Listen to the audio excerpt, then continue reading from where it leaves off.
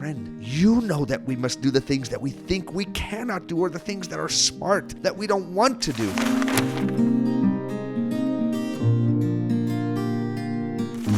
My incredible friends, I am absolutely hyped to be here with you, and I can't wait to drop some tips on how to rise above stage fright or the fear of public speaking. But before we begin, can I just say that you're not alone in this thing that's making you nervous and afraid. In fact, the fear of public speaking is ranked as number one by over 75% of the population. So you're not a freak or some anomaly. You're just a regular dude or dudette that gets nervous in front of others. The fear of public speaking can become really intense for a much smaller percentage of people, at which point it's called glossophobia. There's a fun bit of trivia and useless information for you, by the way, just for fun. What do you think are the two most common fears after public speaking? Go ahead, give me your best guess.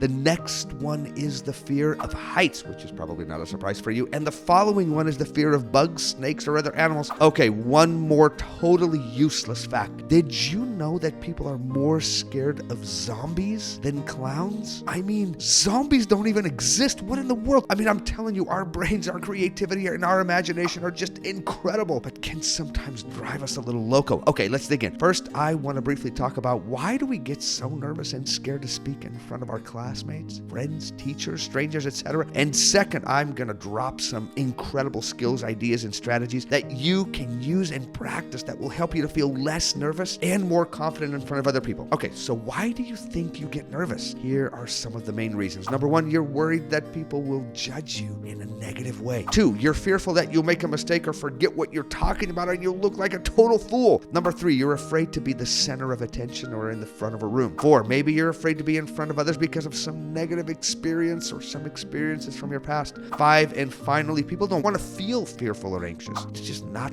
that pleasant. So we naturally try to avoid any situation that creates these feelings in us. But my friend, you know that we must do the things that we think we cannot do, or the things that are smart that we don't want to do. We cannot allow fear to drive our actions and our behavior. You have to drive the car. You have to make the kinds of decisions that will open the doors of your future for you, and that will liberate you from your fear and move you toward confidence and mastery. Okay, can I briefly just address these fears by sowing a couple of ideas in that lovely cranium of yours that I believe will become the foundation for your progress? Awesome. Okay, here are 3 ideas that I hope you will plant inside that mind and that lovely heart of yours. Okay, number 1, change your opinion about judgment. When most people hear the word judgment, or when you use the phrase that someone is judging someone else, you usually use that term with a negative connotation or with a negative image in your mind. But judging is not a negative word. Judging is neutral. I can just as easily make a good, kind, considerate, honorable, and merciful judgment as I can make a terrible, dishonorable, short-sighted, or condemning judgment. In fact, I'll even go one step further and suggest that one of the most important purposes in your life is to learn how to judge accurately, with understanding, with intelligence, with love, and with compassion. One more quick thing about judging. My dear friends, one of your brain's main functions is to judge. In fact, to make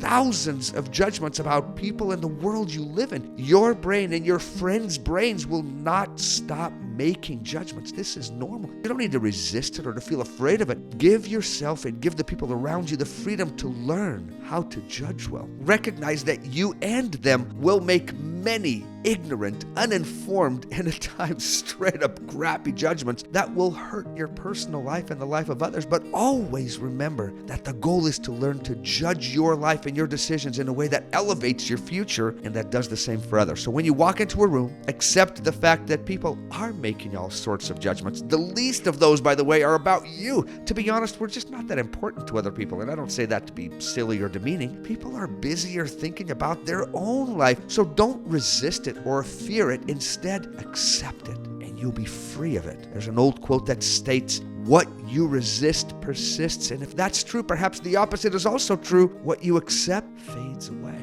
try it. Number 2, your life is not an Instagram or Facebook post. Oh my gosh, it's time to grow above and beyond the pick me, or watch me, or how many likes or smiles or comments or whatever mentality. Man, do you see the craziness in this? We are literally posting pictures of ourselves, our opinions, the circumstances in our life, and then asking people to either like or dislike them, or to agree or disagree, or to give a thumbs up or a thumbs down. I mean, it's like being a gladiator in the middle of a Roman Colosseum just waiting for Caesar to give you a thumbs up or down. Man, we must be suckers for punishment. I mean, do we really need everyone to like what we do or say? To me, that feels unreasonable, and you're not an unreasonable person, so let's focus on taking care of our business, which in your case is to deliver a presentation, to share a thought, an idea, an opinion. It is to complete an assignment or to deliver a speech. That's your business. Take care of your business and get out of other people's business and what they think and how they manage their judgment. So when your brain gets stuck obsessing about what others are thinking or feeling, just gently remind your brain that I'm not a mind reader. What they're thinking and feeling, well, that's their business, and that you're here to take care of your business. I mean, does that make good sense to you? Which leads me to my next mental shift for you, and that is for you to focus on being valuable instead of obsessing about being valued. I understand that other people matter, that we want to be loved, accepted, and liked, and that we fear rejection, but don't let that be your focus. Because if it is, your life will be an emotional roller coaster, constantly going up and down based on how other people feel about you. Don't give away your freedom and emotional stability to other people. Instead, simply focus that brilliant mind of yours and give your energy to being valuable to others and to yourself, and watch that value rise organically. Okay, now you're ready for some quick tips that not only will help you to overcome your fear of public speaking, but also help you to deliver a pretty good speech or presentation. Feel free to use as many of these as you like, but know that they do work.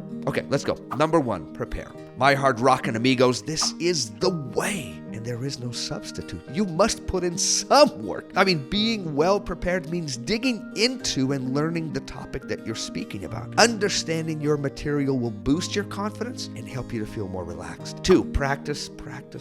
By the way, practice doesn't make perfect, but man, does it make it better. So whether it's in front of a mirror, or whether you record yourself on your phone, or to a parent or a friend or your fish, saying the things that you're going to be saying will help you to be ready. Number 3, create a simple outline. Remember that you don't have to remember every little thing that you want to say, so use a piece of paper or some notes on your phone or some little cue cards that can help your brain to organize that information, and check in with those during your presentation. A little silence is more than okay, by the way, to help you deliver. So don't write it all out or you'll end up reading the whole thing. Instead, just write the main ideas, the main skeleton, and then flow a little bit. Okay, number 4, admit or make fun of your nervousness. For some people, just admitting that this is a hard thing, or that they're feeling nervous, or that they would rather jump into a pool full of scissors instead of making a presentation in front of people, can actually help people to calm down a little bit. And sometimes it brings kind of a good, comfortable vibe into the room. Remember that at least 75% of the people in that room with you are just as terrified as you are and can understand exactly what you're going through. Number 5, don't worry about saying everything you want to say. Without fail, we're always going to leave things out and forget saying some things that we could have said. This is normal, mate. Honestly, you probably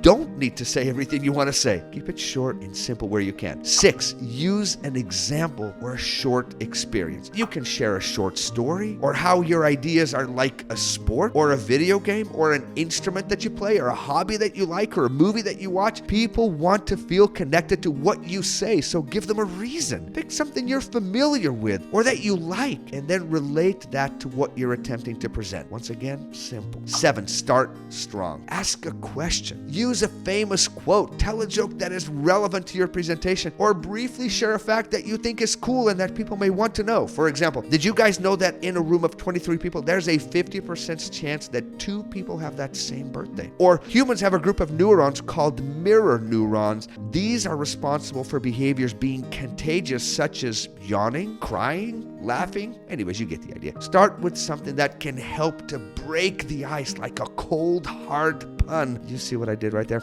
Yeah, that was pretty lame, but it did the job. And that leads me to my next tip, which is number 8, learn to laugh at yourself. Drop the perfectionism and embrace a culture of growth, experience, and process. Remember, my friends, that life is all about growing line upon line, precept upon precept, here a little, there a little, or like the African proverb says, slow by slow, small by small. And as you're making your way through that process, don't take yourself and others so seriously. Man, allow for mistakes. Be gentle with your mistakes and the mistake of others, by the way, and you'll do yourself and others a huge favor. Okay, that's good for today. Don't sell yourself short out there and come up with some story that you're just not good at this or that you'll never be good at this, and instead buy into the truth that with a little time, experience, repetition, and effort, that this very thing that at this moment feels terrifying will one day be something you enjoy and even look forward to. Maybe that sounds too far-fetched, but it isn't. Trust me.